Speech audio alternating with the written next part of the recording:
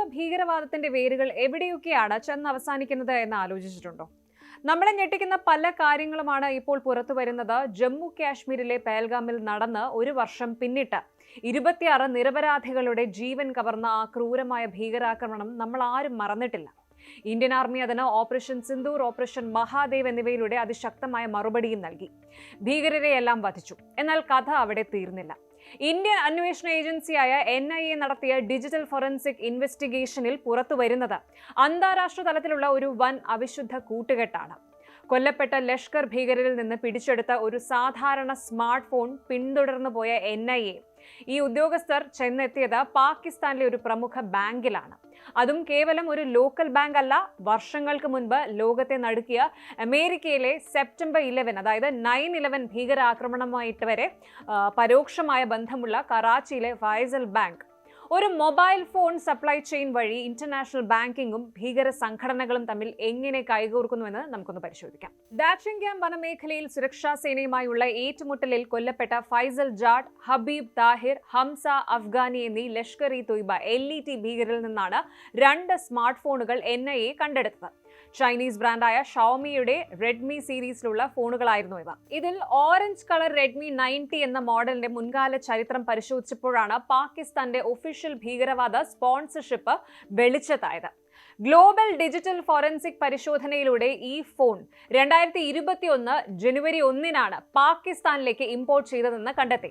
കറാച്ചി ആസ്ഥാനമായി പ്രവർത്തിക്കുന്ന ടെക് സിറാത്ത് എന്ന പ്രൈവറ്റ് കമ്പനിയാണ് ഈ ഫോണുകൾ അടങ്ങിയ വലിയൊരു കൺസൈൻമെന്റ് പാകിസ്ഥാനിൽ എത്തിച്ചത്. സാധാരണ ഒരു അന്താരാഷ്ട്ര വ്യാപാരത്തിൽ ഗുഡ്സ് ഇമ്പോർട്ട് ചെയ്യുമ്പോൾ ഒരു ഫിനാൻഷ്യൽ ഇൻസ്റ്റിറ്റ്യൂഷന്റെ ഗ്യാരണ്ടിയോ അല്ലെങ്കിൽ ലെറ്റർ ഓഫ് ക്രെഡിറ്റോ ഒക്കെ ആവശ്യമാണ്. ഈ ഡീലിൽ ആ ചുമതല വഹിച്ചത് കറാച്ചിയിലെ ഷാറ-ഇ ഫൈസൽ റോഡിലുള്ള ഫൈസൽ ബാങ്ക് ആയിരുന്നു. ട്വിസ്റ്റ് എന്താണെന്ന് വെച്ചാൽ, റെക്കോർഡുകൾ പ്രകാരം ഈ ഫോണുകൾ ഡെലിവറി ചെയ്യേണ്ട വിലാസമായി നൽകിയിരുന്നത് ഫൈസൽ ബാങ്കിന്റെ ഹെഡ് ഓഫീസ് ആയിരുന്നു. ബാങ്ക് ഫിനാൻസ് ചെയ്തുകൊണ്ട് രേഖകളിൽ ബാങ്കിന്റെ പേര് വരുന്നത് സ്വാഭാവികം. എന്നാൽ ഈ കൺസൈൻമെന്റിൽ നിന്നും ഒരു ഫോൺ ആരും അറിയാതെ മാറ്റപ്പെടുകയും അത് പിന്നീട് ഒരൊറ്റ തവണ പോലും ഓൺ ചെയ്യപ്പെടാതെ അതിർത്തി കടന്ന് കാശ്മീരിലെ ഭീകരരുടെ കൈകളിൽ എത്തുകയും ചെയ്തു. പേൽഗാം ആക്രമണം നടത്തുന്ന സമയം വരെ ഈ ഒരു ഫോൺ അതീവ രഹസ്യമായിട്ട് സൂക്ഷിച്ചിരിക്കുകയായിരുന്നു. അതായത് ഇതൊരു പക്ക പ്രീ പ്ലാൻഡ് ഓപ്പറേഷൻ ആയിരുന്നു. ഫൈസൽ ബാങ്ക് എവിടെയാണ്? ആരാണ് ഈ ബാങ്കിന്റെ ഓണർ? 1994 ഒക്ടോബറിൽ പാകിസ്ഥാനിൽ പ്രവർത്തനം ആരംഭിച്ച ഈ ബാങ്ക് സൗദി അറേബ്യയിലെ മുൻ രാജാവായിരുന്ന ഫൈസലിന്റെ മകൻ മുഹമ്മദ് ബിൻ ഫൈസൽ അൽ സൗദിന്റെ ഉടമസ്ഥതയിലുള്ള ബാരൻ കേന്ദ്രീകൃത ഇസ്ലാമിക് ബാങ്കിന്റെ അഫിലിയേറ്റഡ് സ്ഥാപനമായിട്ടാണ് തുടങ്ങിയത്. ഇന്ന് പാകിസ്ഥാൻ സ്റ്റോക്ക് എക്സ്ചേഞ്ചിൽ ലിസ്റ്റ് ചെയ്യപ്പെട്ടിട്ടുള്ള ഈ ഒരു ബാങ്കിന് 360-ലധികം നഗരങ്ങളിൽ ബ്രാഞ്ചുകളുണ്ട്.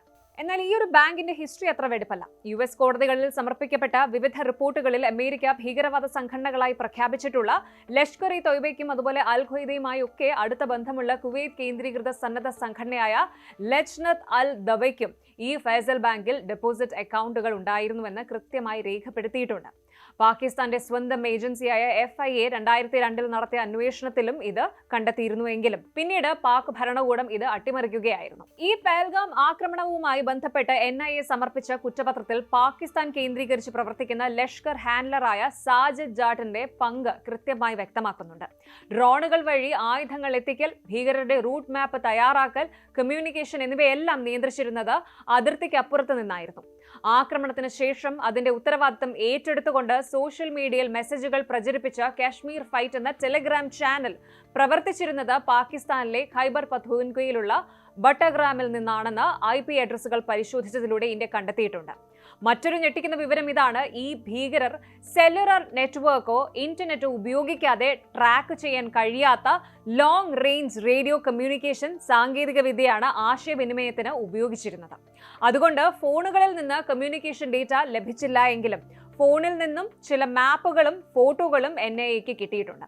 ആക്രമണം നടക്കുന്നതിന് ആഴ്ചകൾക്ക് മുൻപ് തന്നെ ഈ ഭീകരർ പേൽഗാമിലെ ബൈസറൻ പുൽമേടുകളിൽ തമ്പടിച്ചിരുന്നതായും സുരക്ഷാ സേനയുടെ നീക്കങ്ങൾ നിരീക്ഷിക്കാൻ ഉയർന്ന പ്രദേശങ്ങളിൽ ടെന്റുകൾ സ്ഥാപിച്ചിരുന്നതായും വ്യക്തമാക്കുന്ന ചിത്രങ്ങളാണ് ഫോണിൽ ഉണ്ടായിരുന്നത്.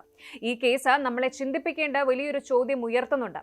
ഭീകരവാദം ഇപ്പോൾ കേവലം തോക്കുകളിലും ബോംബുകളിലും മാത്രമല്ല ഒതുങ്ങുന്നത്.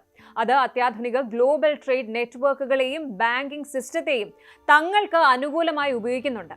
അന്താരാഷ്ട്ര തലത്തിൽ financial action task force FATF പോലുള്ള സംഘടനകളുടെ നിരീക്ഷണങ്ങൾ നിലനിൽക്കുമ്പോഴും പാകിസ്ഥാനിലെ പ്രമുഖ ധനകാര്യ സ്ഥാപനങ്ങൾ ഭീകരർക്ക് പരോക്ഷമായി ലൈൻ ഒരുക്കി കൊടുക്കുകയാണ് എന്നത് ലോകത്തിന് തന്നെ ഭീഷണിയാണ്. എന്തായാലും പേൽഗാം കേസിന്റെ ശക്തമായ തെളിവുകളോടെ പാകിസ്ഥാന്റെ ഈ ഭീകരവാദ മുഖം അന്താരാഷ്ട്ര വേദികളിൽ ഒരിക്കൽ കൂടി തുറന്നു കാട്ടാൻ ഇന്ത്യക്ക് സാധിക്കും. ആഗോള ബാങ്കിംഗ് രംഗം ഇത്തരം കള്ളക്കണ്ണികളെ കണ്ടെത്തി പുറന്തള്ളിയില്ല എങ്കിൽ ഒരു രാജ്യത്തെ ബിസിനസ്സും വികസനവും മറ്റൊരു രാജ്യത്തെ നിരപരാധികളുടെ ചോര വീഴ്ത്താൻ ഉപയോഗിക്കപ്പെടുന്നത് തുടർന്നുകൊണ്ടേയിരിക്കും. കൂടുതൽ വാർത്തകൾക്ക് news 18 Keralam YouTube channel subscribe ചെയ്യുക.